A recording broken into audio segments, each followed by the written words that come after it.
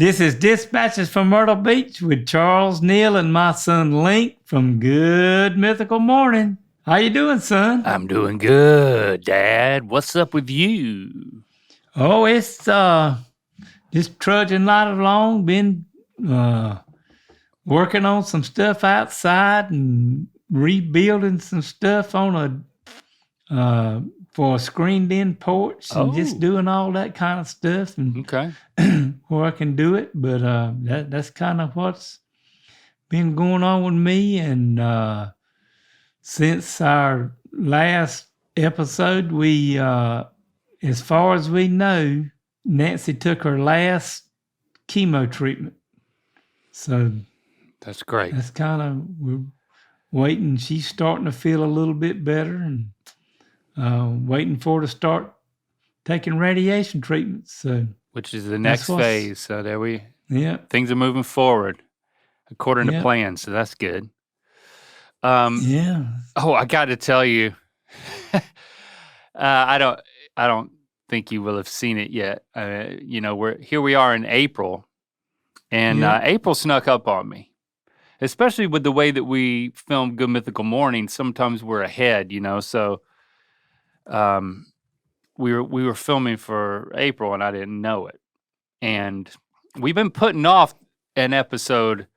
We've been planning to do an episode for a while, but we didn't know if we wanted to do it. We had to pick the right time to do it. For a few years, we've been talking about doing a pregnancy simulator. Pregnant? How do you simulate? Well, this is what we did on Good Mythical Morning. It was Nicole, mythical chef Nicole. She had a baby. She was off on maternity leave. So this was her first day back. We were like, all right, this is the perfect time to do this. She's gone through labor and delivery.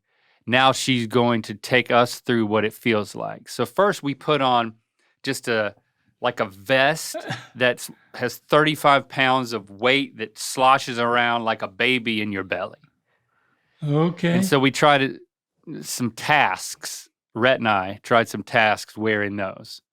And then they hooked up a TENS unit to us. You know what this is? In physical therapy, they'll put two nodes and then they'll run electricity through it. Yeah, where it tingles and they can turn it up and down. Yeah. It can be pretty intense. Yeah, you don't say. I've had it done on my back. Mm-hmm. For treatment. So so on either side of our belly buttons, above and then below, they put two, one on the top, one on the bottom, on either side, and then Chase is controlling them with one knob is the left side of my abs, and the other knob is the right side. And when you would turn up one, I could feel it on one side, and you turn up the other, and I feel it on the other side. And this thing goes to 8. And I asked David, the producer, before we did it, I said, now how have you tested this? And he said, well, you don't feel it until 3. And I was like, all right, we'll just start at 3 then. And he said, and then I couldn't take it at 4. I had to turn it off at 4 because it exponentially increases. And I'm like, crap. He's telling me this right before we do it. I'm like, all right, we're going to start at 3. We'll do 90 seconds, and then we'll have a rest, and then the contractions will come back, and then we can increase it.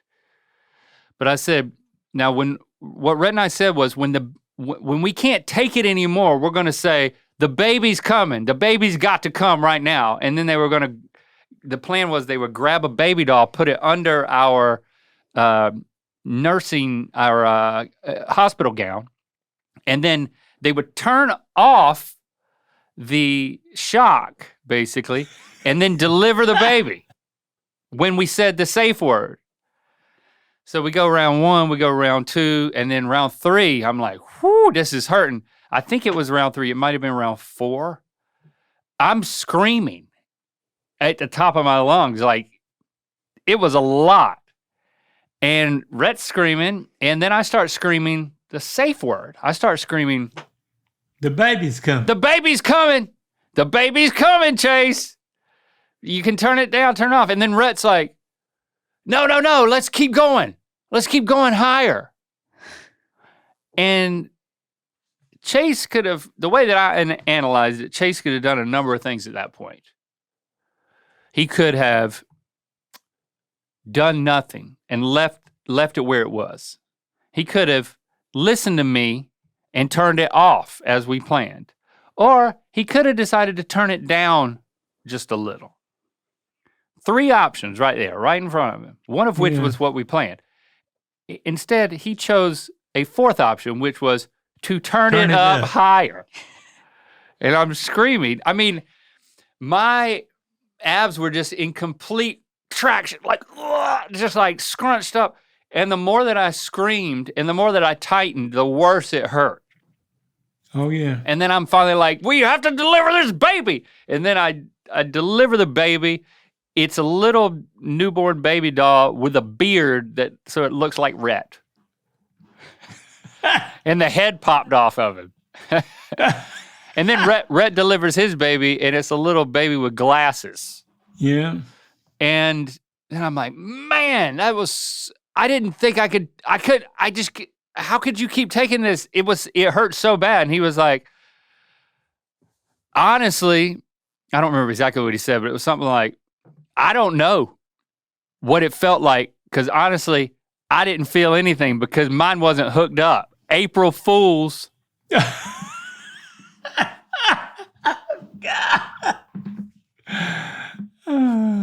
And I was like, April Fools, you did feel something, or April Fools, nothing happened? And he said, everybody knew that I was faking the whole time except for you. He did. How savage is that, Dad? That's pretty. And that may be I know what y'all do and you don't tell it, but that might be grounds for dismissing Rhett and y'all just parting ways the way I feel about it. Okay. So I could not believe it. I mean, you can look at the look on my face the moment that he told me. It took a second. And then the second thing I thought was, I wasn't angry, honestly. I was happy because I thought it was a killer prank, like pulled off to perfection. And I just know that it's going to be hilarious for people to watch. So like, I actually felt good because we made such a funny episode. Yes, the prank was on me, but let's be honest, it kind of makes me the hero, right? Yeah, I guess so. That's the way I see it. I don't see myself as the victim of a prank. I see myself as the hero who went through with the pain while someone else could only fake it. And now you can tell Christy and everybody else that you know what it feels like to have a baby. Yep. And I can tell Rhett that he owes me big time. I'm telling you. And I'm going to cash in when the moment's right. You should try it, though, Dad. You want to try it? No. I'll do it with you. Yeah. I'll do it again. I hear you. I'll be right there beside you, screaming right along with you. Yeah, I know you will. So that's April Fools, man. Typically, we try to fool the mythical beasts who are watching, but they got me this time. You got to watch it. Yeah, that'd be a good one for me to watch. Okay. Not that you don't already watch all of them. That's right. Right. Yeah. Yeah, exactly. Yeah. Oh, yeah. Watch them all. Yeah. Well, Link, we got a holler out from the Lopez family. All right. It says, we are new listeners.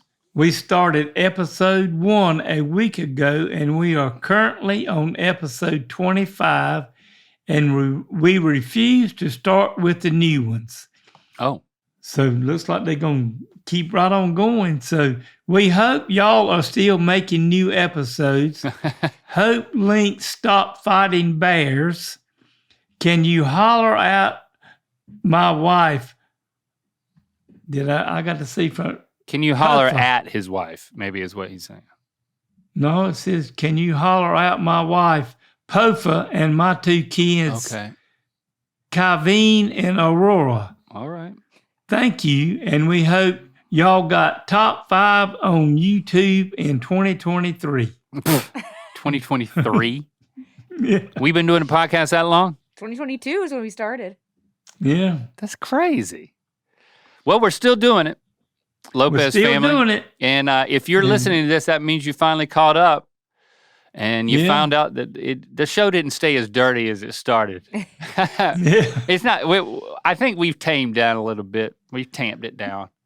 We had A a lot little of bit. we had a lot of dirty jokes. If you can make it through the dirty jokes, then you can join us on the other side.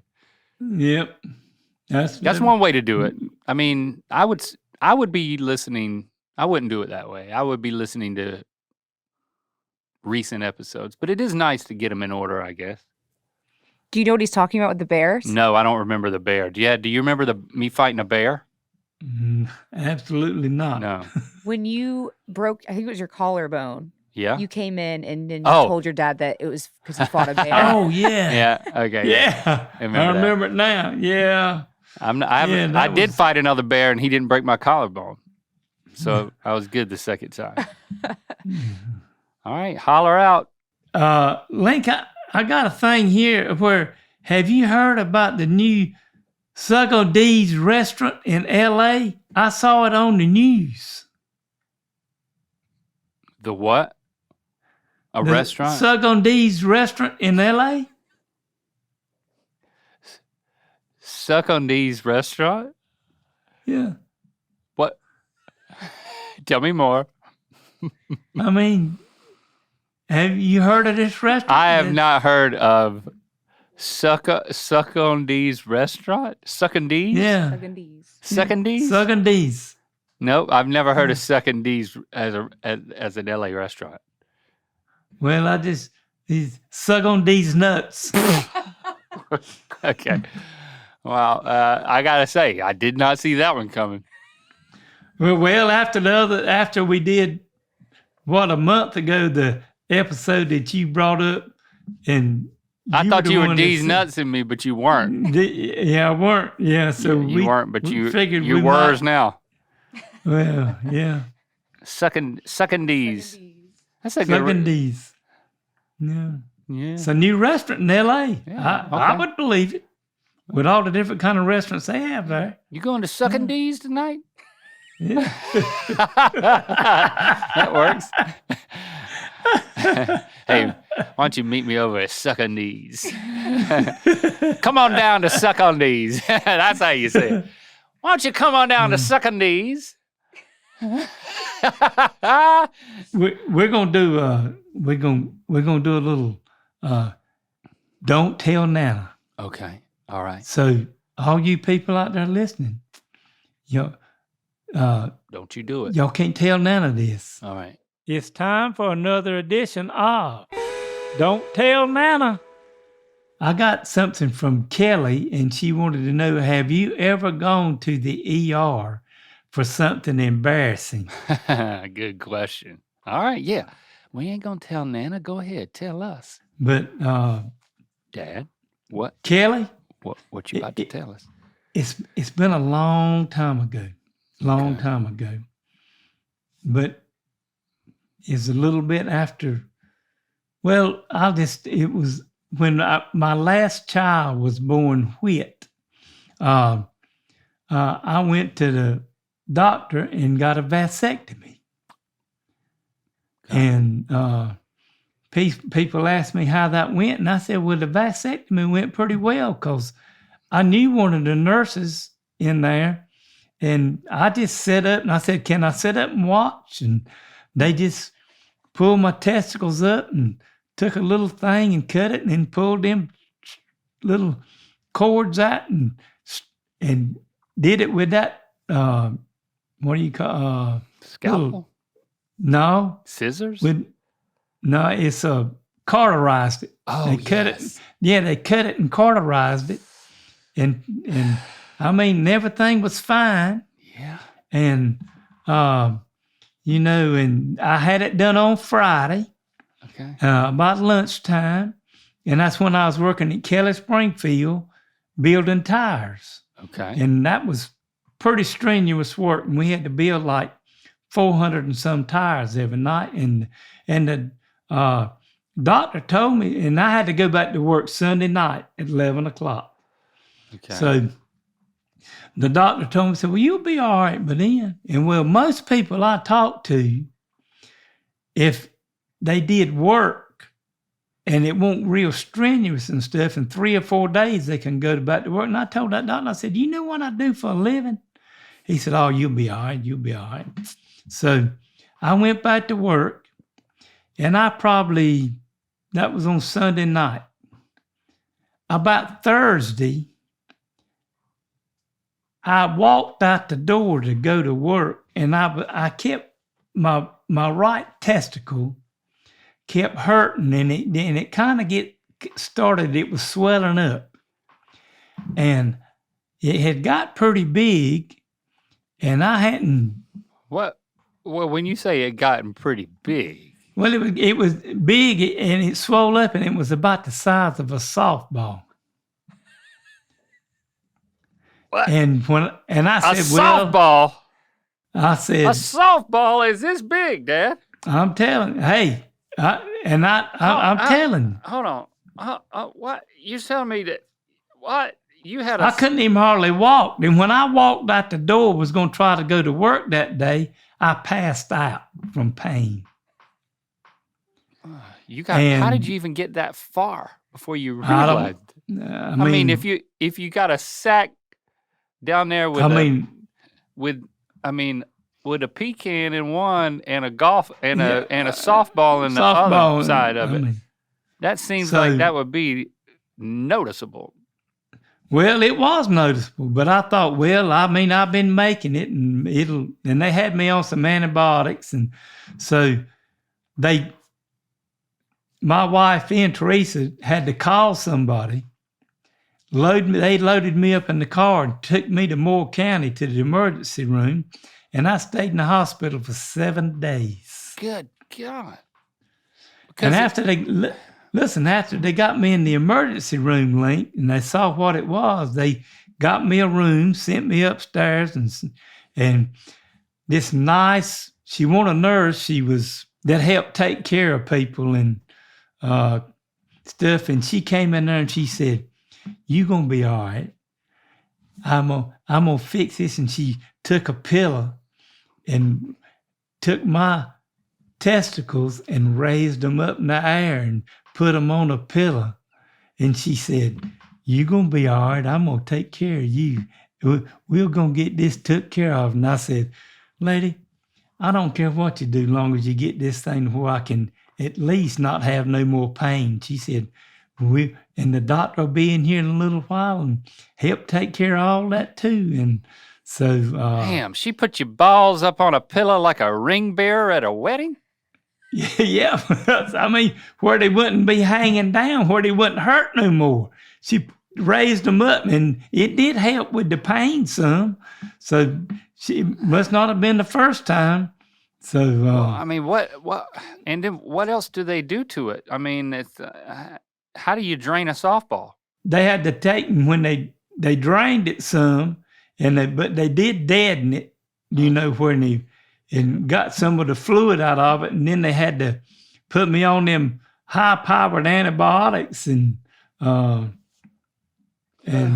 get all the infection out. And then after about 5 or 6 days, it got down small enough. And well, that ain't half the story. Then they let me go back to work, and I had to work on light duty, but then and that's when I was still farming too. And the people that was working around, we'd go eat breakfast and stuff together, and they tell me, says, well, I reckon with what happened with your balls down there, they ain't no count no more because they done blowed up and busted. So you probably ain't no good to no women no more. No, nothing. Just give me up the country. Oh. I mean. Yeah, that's one way to get a vasectomy, like explode your balls. Yeah. Ugh. So it was. Did it go down to normal, or do you have one the size of a crab apple down there? They both pretty about the same size now. I bet you I would have been worried about that. Well, I mean, A softball, Dad? That's a crazy. softball. I mean, Yeah. I ain't got no pictures of it, but I mean, Okay, I didn't ask. The woman, Did not ask.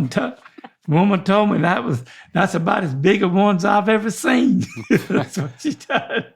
Okay. Well, so you had a reputation around the nurses station, huh? Yeah.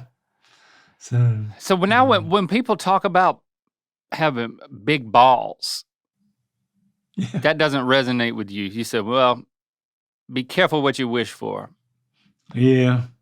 They're not all that it's cracked up to be. Yeah, no, it ain't all it's cracked up to be. Because at that point, you're stretching, I don't know, why am I even talking about this? You're stretching skin too. Oh, yeah. I mean, it had to have been, for it to be that big, it had to have been taut. You know what I'm saying? Was it tight? Yeah, it was tight. Ugh. That's what Like an overinflated balloon? yeah. Oh, I'm telling you. God. So Kelly, I have had, I guess you would say it was a pretty embarrassing moment when I had to go into the emergency room and let them see what was going on. So that's my embarrassing story from, let's see, that happened the 20th, probably about 1983 or the first of 1984. So been a long time ago, but Oh, wow. I still got them and they're still hanging down there. Okay. All right. Well, I'm definitely not telling Nana because I ain't telling nobody because I don't want to relive that story. Well, that's good. That didn't happen to me. I did not watch when they performed the procedure on me, but you can. Yeah. Because it's a Good Mythical Morning video. Rhett that's sat right. there and watched, and I do remember the cauterization because I smelled it. I smelled the burning of my vas deferens. It's disconcerting enough to all of a sudden you smell a campfire and you realize that it's coming from your balls. Yeah, okay. It's another thing to walk out your front door and realize that you're dragging a female baseball down there. Yeah. Good God, Dad. We're not going to tell Nana. Ugh, I feel a little nauseous. I'm sorry if you feel nauseous out there. You're not alone. It's time for another edition of Myrtle Beach Mailbag. Well, we got some emails and we got one from Demi. All right. And says, what's the worst vacation you ever took or a time something went terribly wrong while traveling? Okay. You ever had anything like this happen, Lee? If it's happened, I've told the story on either here or on a podcast. I mean, so a lot of them don't come back to me. I have a knack for having some weird things happen on vacation. The one that always jumps to mind for me is when we rented an RV to go as a family to visit the Grand Canyon, and I pulled the RV in the driveway, and then we loaded everything into it, and then I got everybody into the car, and we're about to begin our road trip. Starts raining.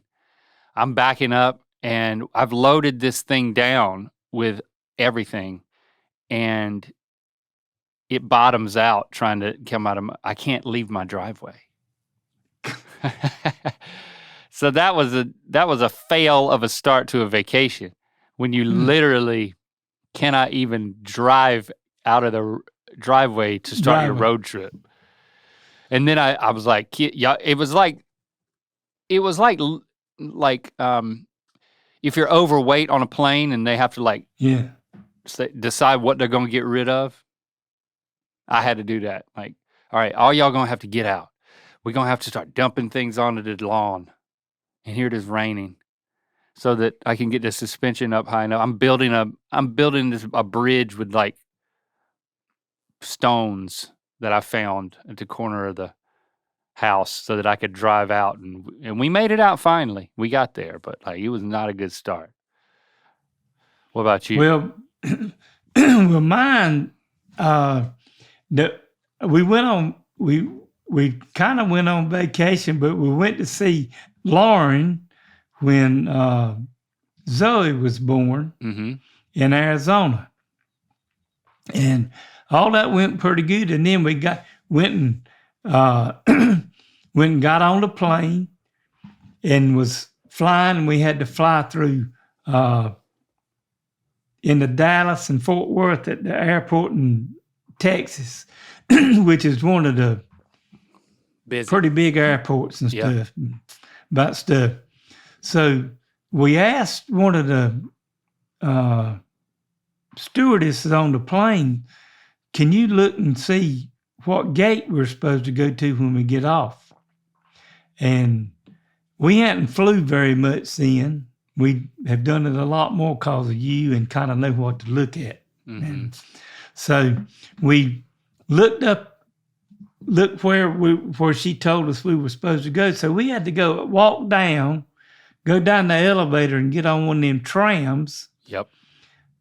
to go to another section of the airport. And we didn't have but like 30 minutes to make our flight, Yeah. that's maybe tough. 40.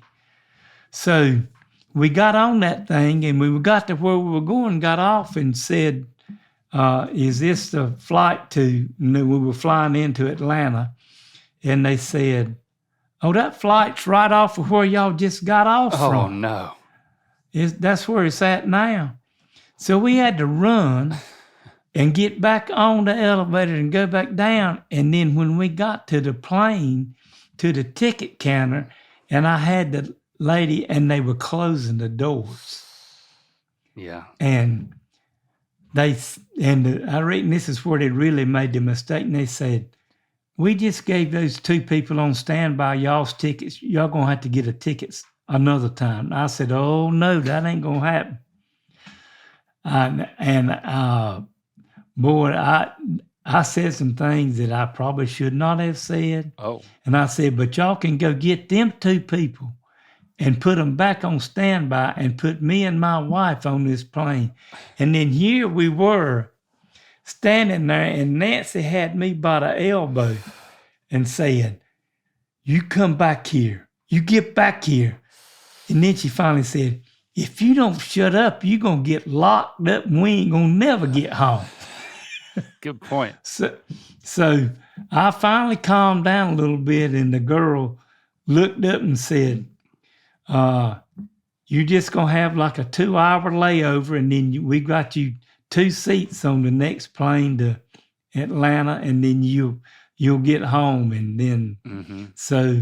But that was my most terrible thing, where I almost probably ended up I reckon probably custody Oh. Mhm. trying to get home. So that was my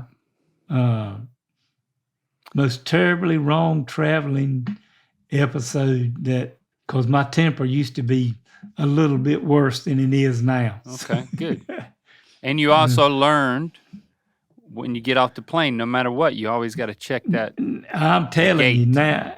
now I know you, Nancy, make sure, boy, when we get off a plane, we walk right over to where all those flights are, Mm-hmm. and look and see where our gate's at. Mm-hmm. Of course, we don't hardly, when we fly now, we make sure that we have at least an hour Yeah. between flights. If we don't, when you're getting us flights and doing stuff coming out there or something, it's either an hour and a half in between, or 2 hours, but it ain't 30 minutes. I No, don't sir. tell you that. No, so Yeah. I have learned something about flying, but I do know to go check the board and Go see check where the your board. next where your gate's at. Yep. You got to do it. Well, Link Christopher sent me a email and said, if you had to carry a live chicken everywhere for a year to win $1 million, would you do it? And I said, in a skinny minute. I'm telling you. In a skinny minute, what? Just bring me the chicken and let me put it up under my arm, and I'm going to carry it everywhere I need to go for 1 year. You didn't have to think about it. No, I didn't. Because I don't know. You said in a skinny minute, you would say yes. Skinny minute, never. Yes. I've never heard this, first of all. A skinny minute is it in no time at all. I mean, no time. I mean, You'd be I didn't snatching that chicken I'd up. say, where's my chicken at? Give it here. Let's start right now. Yeah, And give it, where's my chicken at? Give it here. Yeah. I don't want to wait So 60 seconds. I'd have a pet chicken for a year. You be the chicken man. So you're going to take a chicken to church? Hey, I'm for $1 million. I'm gonna take it to wherever I'm going. I'm telling you. You're going to take it to the movie theater? Yeah, if I go to the movie theater. You going to take it to the restroom and the Target? I'm gonna take it wherever I got to go. And I guess if the people won't let me in, I'm just gonna turn around and say, I'm sorry, but I got to carry this chicken everywhere I go for a year, and they're gonna give me $1 million. So I'm sorry. I'll go And somewhere are they else in with my Nigeria? If it's like, what's going on? These people not going to understand. Well, I'm not going to be in Nigeria. I'm going to be. Well, that's what I'm saying. Where's the money coming from? I think you might need to ask for a little bit up front. Well, I did, after I said I'd carry the chicken, I'm going to have him show me that the money's in an account with my name Escrow. on it. And that would be a good way to put it, in escrow. So on that last day, I could put my chicken down and get my money. You know what? You could name the chicken Escrow. Get it? Yeah. Because a rooster, what? It escrows. It's crows. Yeah. Yeah, see? It's the double meaning. I just came up with that. And then you're like, well, this is my chicken Escrow. He's going to turn into $1 million in 9 months.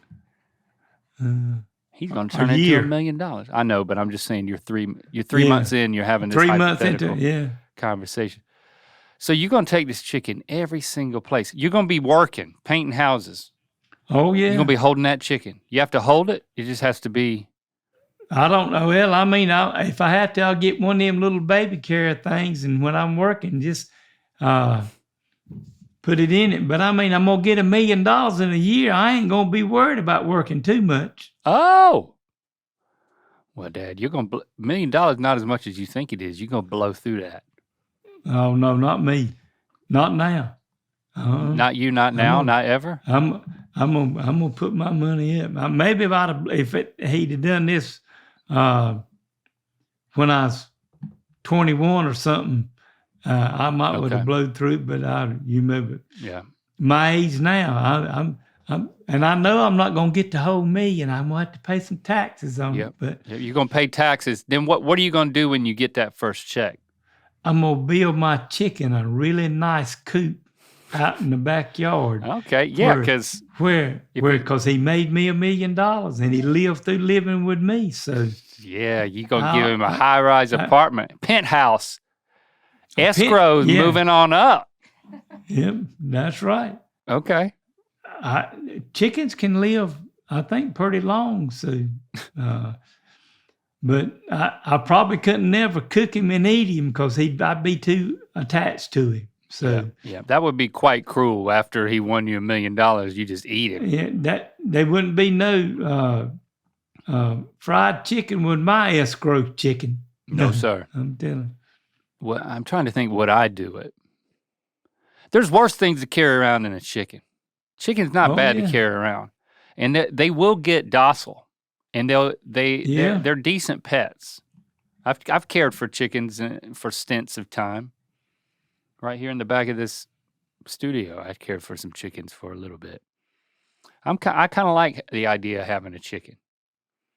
And I think it would be pretty quiet if you kept it in your pocket. If you had a big enough pocket, it'll just be like, boop, boop, boop, boop, boop, boop. Be like, what's that? So, it's my beeper. Yeah. Okay, so me and you, we're both going to be carrying chickens. Okay. All right.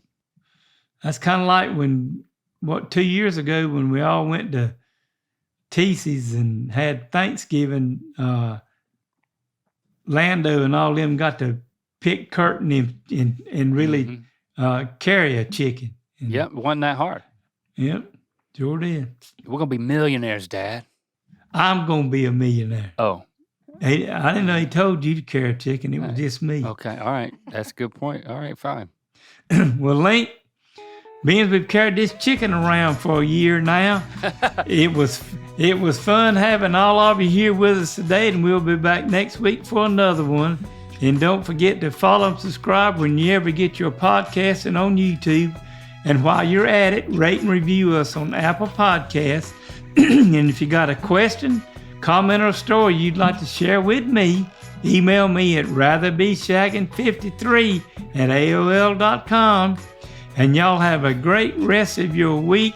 And I hope you're enjoying going to Suck on D's, Link. You hope I enjoy going to Suckin' D's? Sucking D's. Yeah. Suckin' D's what? I wouldn't ask that. Suckin' D's where? At No. the restaurant. Okay. No. Okay. All right. Love you. Love you too, Dad. Wow. Shop the new I Don't Really Know Some Things canned glass at mythical.com.